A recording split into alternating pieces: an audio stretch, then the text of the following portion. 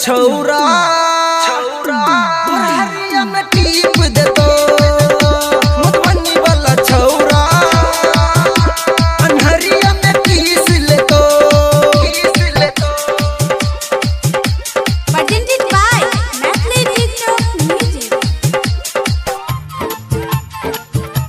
मधुबनी वाला छौरा अनहरिया में किस ले तो अनहरिया में किस ले तो भेल तू हो छोट जिहतरी भेल तू हो जवान गे भेल तू हो जवान गे सीट साट कके के छौरी लेभी के करो परान गे लेभी के करो परान गे छेल तू हो छोट जिहतरी भेल तू हो जवान गे सीट साट कके गे छौरी लेभी के करो परान गे किनके चोली मनीष देतो गे दरभंगा वाला छौरा भरहरिया में टीप देतो मधुबनी वाला छौरा अनहरिया में पीस लेतो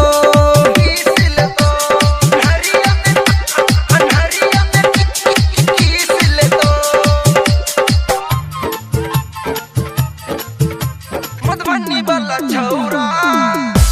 अनहरिया में पीस लेतो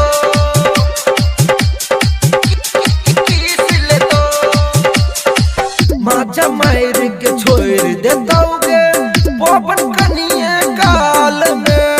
पवन कनिए काल में लोके चुम्मा मूड बने तो छौरी तोरा गाल में छौरी तोरा गाल में माजा मार के छोड़ देता गे